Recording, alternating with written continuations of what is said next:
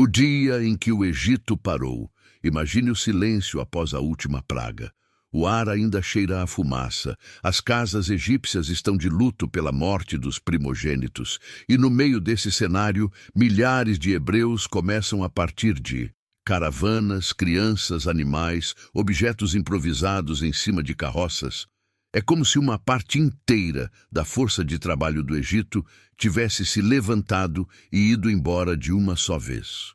Enquanto você ouve a história, se inscreva no canal, deixe o like e ative o sininho das notificações. Aproveite também e compartilhe o vídeo para ajudar no crescimento do canal. Para entender o que aconteceu com o Egito depois que Moisés libertou o povo hebreu, é preciso voltar exatamente a esse momento, a madrugada da saída. Até então, o Egito era uma superpotência da antiguidade. Um império organizado, com um sistema agrícola poderoso baseado no rio Nilo, uma religião complexa, uma burocracia forte e uma mão de obra abundante, incluindo os hebreus, que trabalharam como escravos há séculos. De repente, esse pilar começa a ruir. A narrativa bíblica mostra um faraó quebrado emocionalmente, pressionado pelas sentenças, derrotado em seu orgulho diante do Deus de Israel. Quando ele finalmente permite a saída, o que vê não é apenas uma concessão política, mas um colapso psicológico. O líder máximo do Egito é obrigado a aceitar que não está no controle de tudo. Mas o impacto não é apenas espiritual ou simbólico. Pensar na economia. Os hebreus estavam profundamente envolvidos em obras, construções, agricultura e produção de tijolos.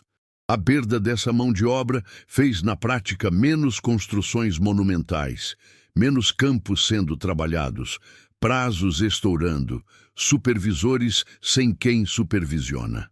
Era um choque gigantesco em um sistema que funcionava com base na exploração. Ao mesmo tempo, as declarações causaram destruição direta. A água do Nilo transformada em sangue.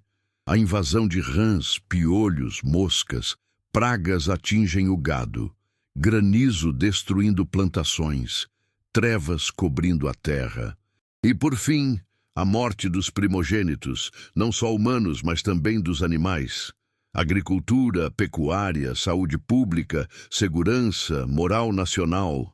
Tudo isso foi duramente abalado. O Egito não saiu ileso das pragas. Ao contrário, saiu ferido, traumatizado e com uma gigantesca tarefa de assistência. Além do caos econômico e social, existe o golpe na religião egípcia. Cada praga, de certa forma, é um ataque aos deuses do Egito. O Nilo, considerado sagrado, é afligido. O sol, representado por Deus Ra, é obscuro por trevas. O gado, ligado às divindades como Hathor e Apis, é atingido por doenças e morte. A mensagem é clara. O Deus de Israel é superior aos deuses do Egito. Isso abala a confiança popular na religião tradicional. Sacerdotes que antes eram invencíveis, agora são incapazes de reverter a situação. O povo começa a viver um conflito interno. Se os deuses do Egito não conseguem proteger nem o próprio faraó, o que esperar do futuro? Ao amanhecer, quando as caravanas hebraicas já se afastam rumo ao deserto, o Egito acorda em um país amputado. Uma parte enorme da sua estrutura social foi arrancada. A elite ainda tenta manter a aparência de controle, mas na base o cenário é de desorganização e dor.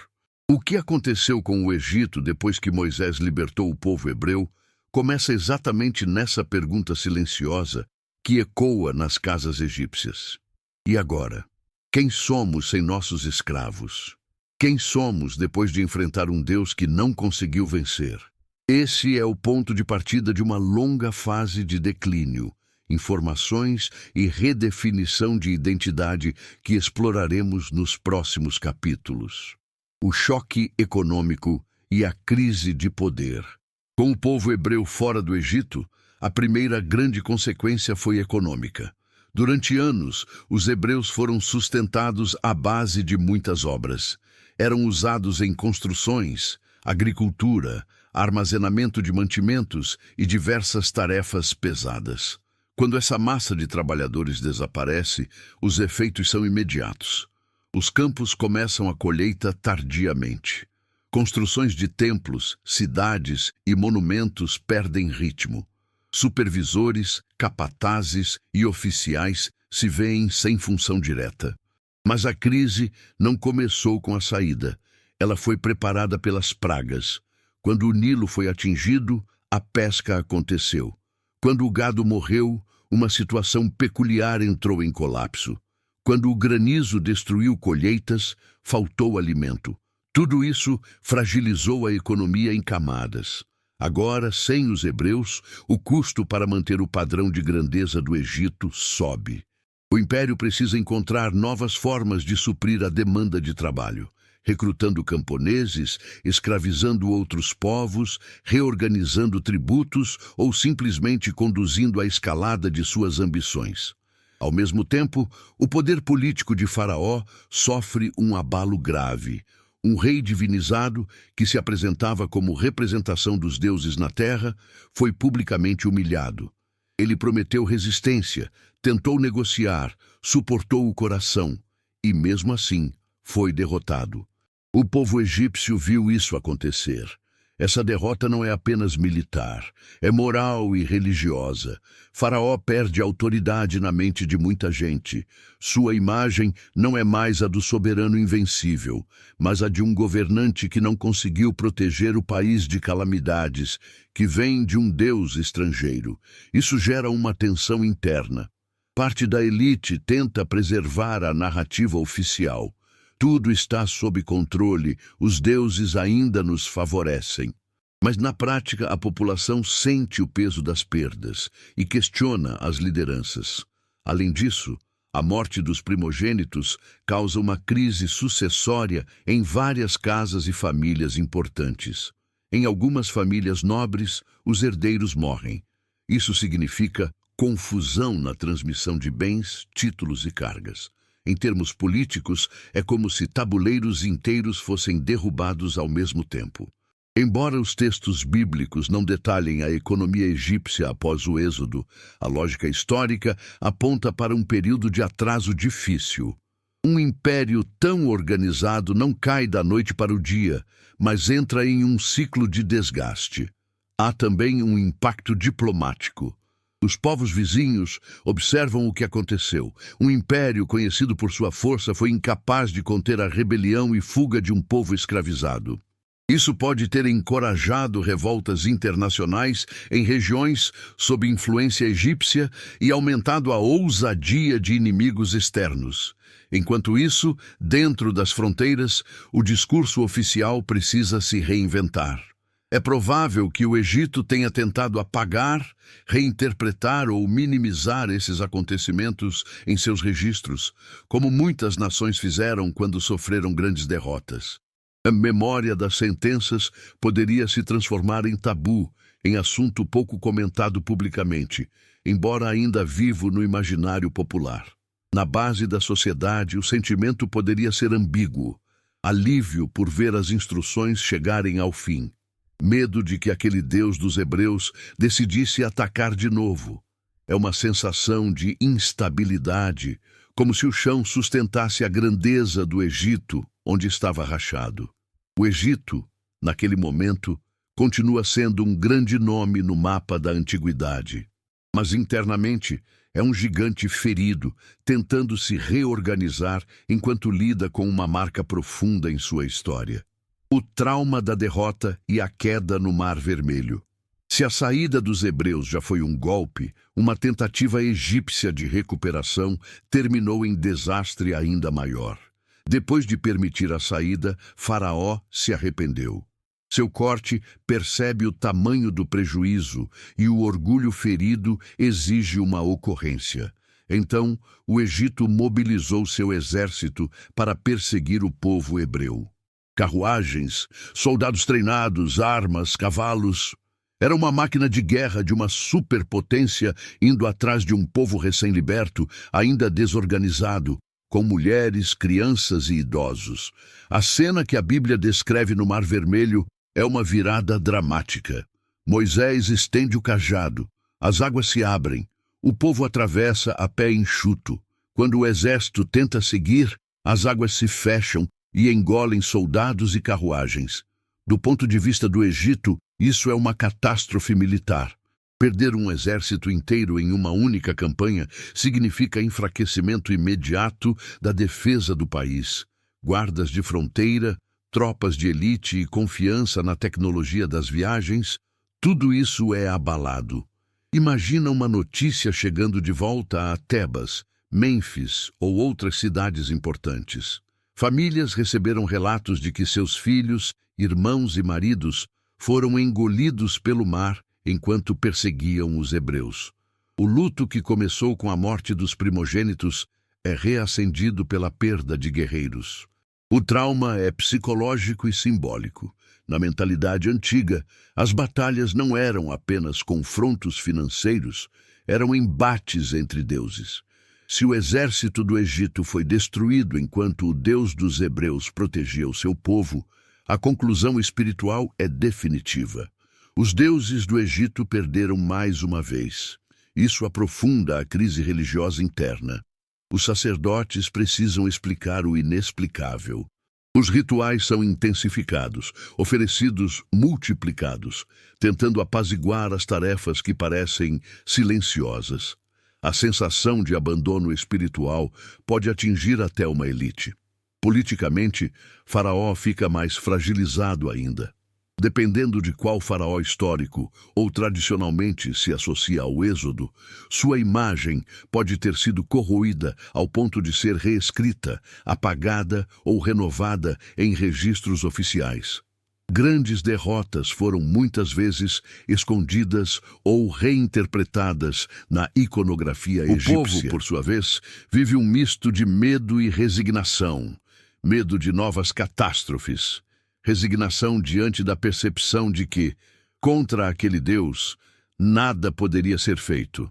A derrota no Mar Vermelho também tem um efeito indireto na política externa.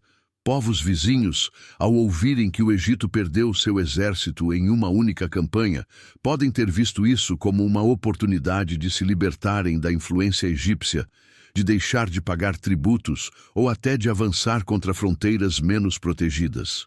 Assim, o impacto do êxodo não se limita ao interior do país. Ele reverberou em toda a região, alterando o equilíbrio de forças, enfraquecendo a aura de invencibilidade que o Egito carregou há séculos. A partir daqui, o que vemos é um Egito que continua grande, mas já não é o mesmo. Uma nação que tentará se recompor, mas que carrega uma marca profunda de derrota. Uma cicatriz aberta, lembrada não nos templos cheios de glória, mas na memória silenciosa de um povo que viu suas certezas ruírem diante de um Deus estrangeiro. Reconstrução, silêncio e esquecimento oficial. Depois do choque das pragas e da derrota no Mar Vermelho, o Egito entra em um período de acompanhamento material, político e espiritual. Mas essa conversa tem um detalhe curioso. Ela provavelmente tenta, ao máximo, silenciar o episódio do Êxodo. Na prática, grandes impérios da antiguidade recentemente registraram suas derrotas de forma honesta. Em inscrições oficiais, em templos e monumentos, o que se mostrava eram vitórias, conquistas, campanhas gloriosas, tributos recebidos de outros povos. Humilhações e fracassos foram eliminados ou transformados em narrativas menos vergonhosas. Assim, é provável que a história do Êxodo tenha sido varrida para debaixo do tapete na propaganda oficial egípcia. Isso ajuda a explicar por que, do ponto de vista destruído, não existe um grande monumento descrevendo: aqui perdemos para o Deus de Israel. O silêncio histórico, nesse caso, pode ser o sinal de vergonha. Enquanto isso, a vida precisa continuar. Campos precisam ser replantados. Casas destruídas pelas pragas precisam ser reparadas. As linhas sucessórias nas famílias nobres precisam ser reorganizadas. O Egito era um país com uma estrutura administrativa sólida, capaz de se reerguer. Ao longo do tempo, novas gerações nascem, novas guerras são travadas, novos faraós sobem ao trono. A dor do êxodo vai se misturar aos poucos com outras crises e outras histórias. Mas o impacto espiritual não é tão rápido. Em muitos lares, a memória das sentenças e da morte dos primogênitos permanece viva por décadas. Pais contam a seus filhos naquela noite em que o país inteiro chorou. As mulheres lembram-se da tensão, do medo, do grito silencioso quando perceberam que algo sobrenatural estava em jogo. Ao mesmo tempo, a religião egípcia não desaparece. Ela se adapta. Deuses continuam sendo cultivados. Os templos continuam sendo interrompidos. Sacerdotes seguem sequências de conferências. O sistema religioso é forte o suficiente para sobreviver a um grande abalo, mesmo que no íntimo algumas pessoas tenham ficado com dúvidas profundas. Em termos de poder, o Egito ainda terá períodos de glória após o êxodo, mas sua trajetória passa a ser mais marcada por altos e baixos. Entre avanços e declínios, o vai perder aquele brilho absoluto de superpotência incontestável, especialmente conforme outros países-nações se levantam, como impérios da Mesopotâmia e, mais tarde, potências como a Assíria, a Babilônia e a Pérsia. É interessante notar que, enquanto o Egito tenta esquecer oficialmente o êxodo, Israel faz exatamente o oposto. Transforma esse episódio no centro de sua memória nacional e espiritual. Aquilo que foi trauma para os egípcios torna-se libertação para os hebreus. Aquilo que gera silêncio de um lado vira festa e celebração do outro. No coração do Egito, porém, fica a marca de um encontro com um Deus estrangeiro que interrompeu o curso normal da história. Mesmo que os registros oficiais não contem, a tradição bíblica preserva essa memória como um espelho da fragilidade dos impérios humanos diante do poder divino. O Egito segue, reconstrói-se, se reorganiza. Mas desde o êxodo, nunca mais é apenas o império invencível dos tempos de glória absoluta. Há uma rachadura nessa imagem, um lembrete perturbador de que, um dia, escravos saíram em liberdade enquanto o exército faraônico foi engolido pelo mar. A marca que o êxodo deixou na história. Quando se pergunta o que aconteceu com o Egito depois que Moisés libertou o povo hebreu, a resposta vai muito além de dados e ruínas. O que aconteceu foi uma mudança profunda na forma como aquele império seria lembrado, não apenas pelos seus monumentos, mas pelo seu confronto com o Deus de Israel. Historicamente, o Egito vem sendo uma grande civilização por muito tempo. Continuou construindo, guerreando, influenciando, negociando. Mas do ponto de vista bíblico e teológico, ele passa a ser um símbolo. O símbolo do império que ousa se levanta contra o plano de Deus e acaba humilhado. Para os hebreus, o Egito se torna memória de escravidão, mas também de libertação. Todas as vezes que Israel olha para trás, vê o Egito como o lugar de onde Deus os tirou, com mão forte e braço estendido. O nome do Egito fica gravado nas festas, nos salmos, nos profetas. É considerado como o grande opressor derrotado. Já para o próprio Egito, o êxodo provavelmente virou uma perturbação fantasmagórica. Não é tema de orgulho, não é história para se gravar em pedra. É algo para ser esquecido publicamente, mesmo que lembrado em murmúrios dentro das casas. Ao longo dos séculos, o Egito enfrentou outras crises. Invasões estrangeiras, períodos de domínio por outros impérios, mudanças na importância política da região. Vai deixar de ser o centro absoluto do mundo conhecido e passa a ser uma peça dentro de um tabuleiro maior de potências. Mas a marca deixada pelo êxodo continua ecoando. Na tradição judaica, cristã e até em parte da imaginação popular moderna, o Egito se torna o cenário clássico de um Deus que derrubou a arrogância humana. Faraó, com toda a sua força, não consegue resistir. Os deuses egípcios, com todo o seu prestígio, não podem evitar as orações. O exército, com toda a sua tecnologia da época, não escapa do mar. No fim, o que aconteceu com o Egito foi isso. Sofreu um abalo econômico com a perda de mão de obra e a destruição causada pelas pragas. Enfrentou uma crise militar com a derrota no Mar Vermelho. Carregou um trauma espiritual com a humilhação dos seus deuses diante do Deus de Israel. E entrou em uma longa fase de fuga e reinvenção, tentando silenciar a vergonha e seguir em frente. Hoje, quando se olha para as pirâmides, para os templos e para as estátuas gigantes, é fácil imaginar apenas a glória externa do Egito. Mas por trás das pedras imponentes existe também a história daquele dia em que escravos saíram em liberdade e o maior império da região não conseguiu impedir.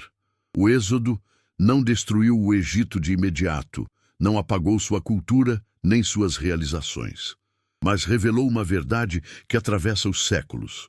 Nenhum poder humano, por mais organizado e brilhante que parece, é intocável. E diante de Deus, até o maior dos impérios pode ser limitado à lembrança de uma derrota recuperada não em pedra, mas no coração da história.